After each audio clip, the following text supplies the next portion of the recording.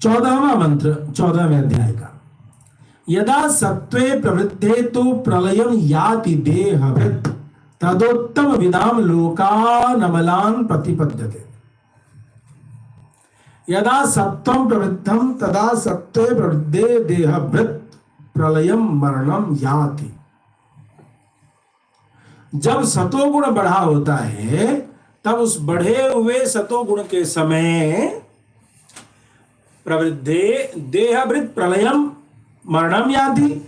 यदि वह शरीरधारी मरण को प्राप्त हो जाए, अभी सतोगुण बढ़ा हुआ और अभी कोई मर जाए तो क्या होगा? उत्तम विदाम चेद याति चेद उत्तम विदाम उत्तम तत्व विदाम आत्म याथ्यात्म विदाम लोकान समूहान अमलान मल रहितान अज्ञान रहितान प्रतिपद्यते प्राप्नोति। तो यह जो उत्तम तत्व को जानने वालों के यानी आत्मा के यथार्थ स्वरूप को जानने वालों के मल रहित अज्ञान रहित लोक समूहों को प्राप्त होता है। यदि कोई सतोगुण में चिंतन करता हुआ सतोगुण के वर्धन के समय किसी की मृत्यु की प्राप्ति होती है तो क्या होता है? वह आत्मा के यथार्थ स्वरूप को जानने वालों के अज्ञान रहित लोक समूहों को प्राप्त हो जाता है।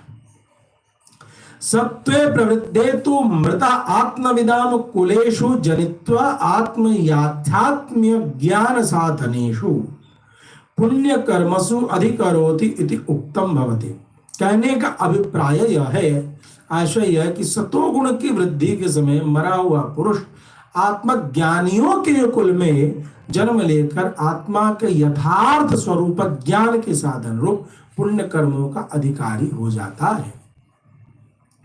यहां हम लोग यह देख रहे हैं 14/14 में कि यदि कोई व्यक्ति सतोगुण के वर्धन में लगा हुआ है, चिंतन में लगा हुआ है, उसकी अनुभूति करता हुआ यदि मृत्यु को प्राप्त करता है तो वह किसी आत्मज्ञानी के घर में पुनर्जन्म को प्राप्त होके तत्पश्चात आत्म साक्षात्कार के लायक बन जाता है और उसके ज्ञान की अनुभूति करने की पात्रता रख बैठता है।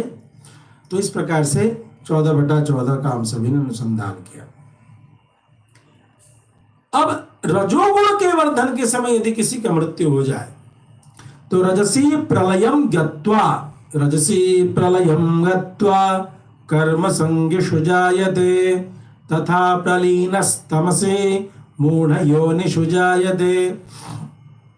रजसी प्रवृत्ते मरणं प्राप्य फलार्थं कर्म कुर्वतां कुलेषु जायते तत्र जनित्वा स्वर्गादि फल साधन कर्मसु अधिकरोति इत्यर्थः।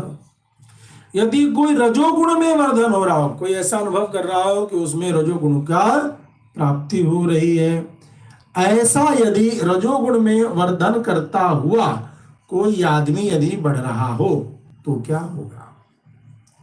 उस समय उसके मृत्यु की प्राप्ति हो जाए तो वह पुरुष फल के लिए कर्म करने वालों के कुल में जन्म लेता है, अर्थात वहां जन्म लेकर के स्वर्गादि फलों के साधन रूप कर्म करने का अधिकारी हो जाता है। तथा तमसी प्रवृद्धे मृदो मूढ़ योनिषु स्वशूकरादि योनिषु जायते। फिर वह तमोगुण के मरने पर यदि कोई तमोगुण में वर्धन हो रहा और उससे मरे तो क्या होगा? तथा तमसी प्रवृद्धे मृदो मूढ़ योनिषु स्वशूकरादि योनिषु जायते। तमोगुण के बढ़ने पर मरा हुआ मनुष्य मूढ़ योनियों में यानी कुकर शूकर में, कुत्ता सुअर आदि की योनियों में जन्म लेता है। सकल पुरुषार्थारंभान अर्हो जायते इत्यर्थ। अभिप्राय यह है कि वह संपूर्ण पुरुषार्थों के अयोग्य हो जाता है, चूंकि वह वेद के द्वारा विहित कर्मों में रुचि नहीं दिखा रहा है और वेद के निषिद्ध कर्मों को करने में रुचि दिखाता हुआ वह मृत्यु को प्राप्त होता है तो उसे वैदिक मार्ग से परे जो यह कुकर शुकर के योनि है उसी में उसको जन्म मिलता है और वह उसी को करता हुआ मृत्यु को प्राप्त होता है, यानी उसी अन्य जन्म में वो जीवन भर वही अनुभव करता रह जाता है। ऐसा करके 15वें श्लोक में